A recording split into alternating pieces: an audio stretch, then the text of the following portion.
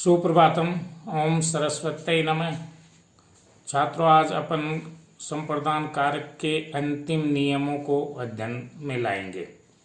तो संप्रदान कारक में चतुर्थी विभक्ति है, उसके अर्थ में सूत्र रहेगा तादर्थे चतुर्थी वाच्या।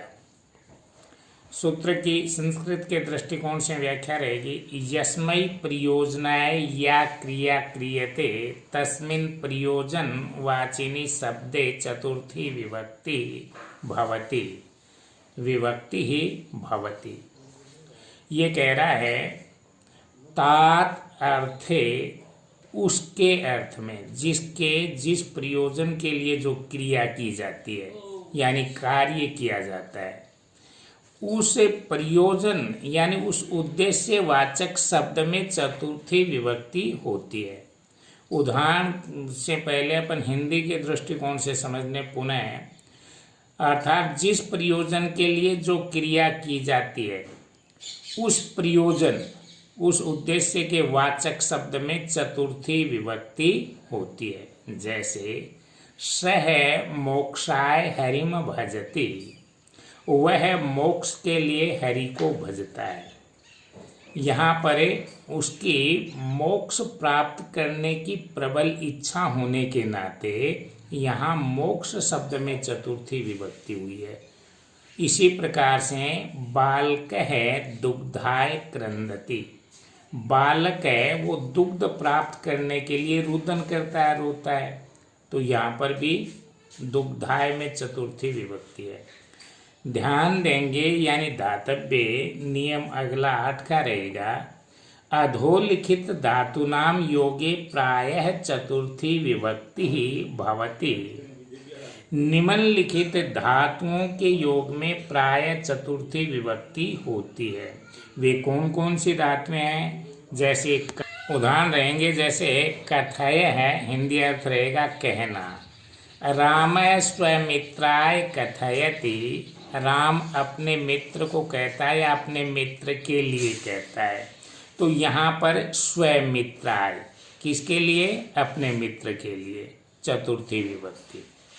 तो कहने के भाव में सदैव चतुर्थी विभक्ति करेंगे, जिसको भी कहा जाता है।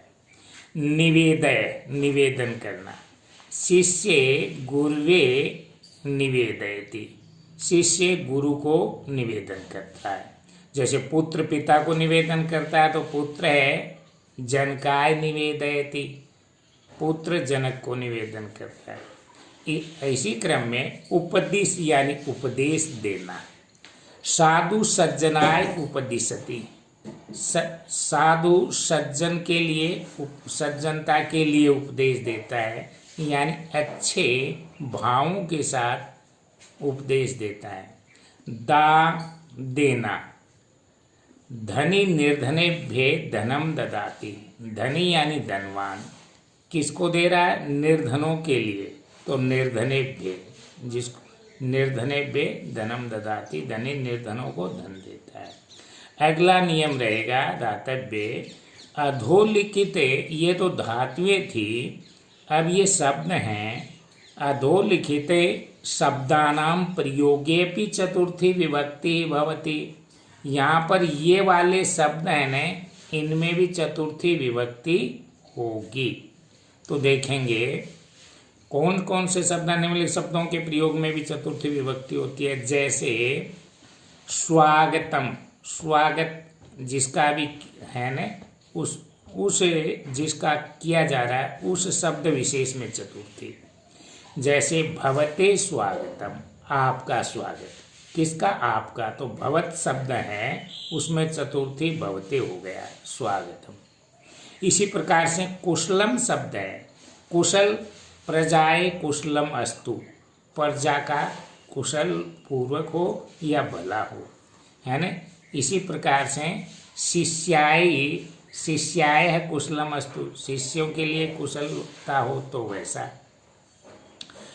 अगला क्रम नियम 10 रहेगा प्रति और आ, दो उपसर्ग हैं, प्रति उपसर्ग है, आ उपसर्ग है।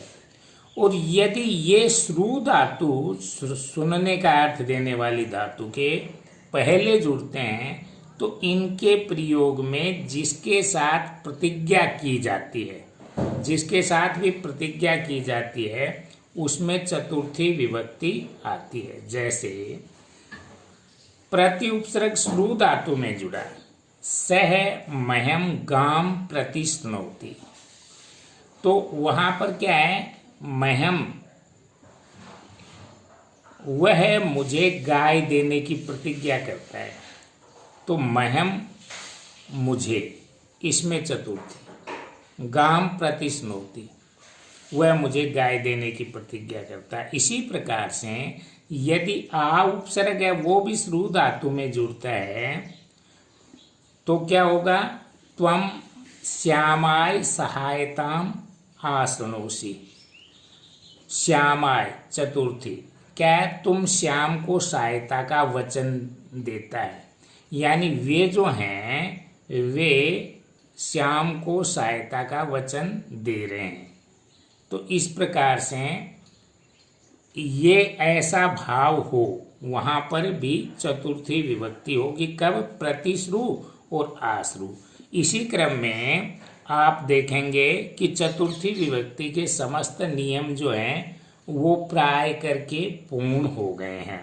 इसलिए ये विभक्ति जैसे नमः, स्वस्ति, स्वाहा, इस प्रकार के जो सूत्र हैं वो निश्चित रूप से बहुत ही महत्वपूर्ण है और अन्य अनुवादिक रूप को प्राप्त करने के लिए इन समस्त नियमों को पुनः पुनः दोहरान करें, मस्तिष्क में लाएं, स्मरण में रहें, और स्मरण में रहेंगे तो संस्कृत को जान पाने में दिक्कत नहीं रहेगी, अनुवाद करने में दिक्कत नहीं रहेगी।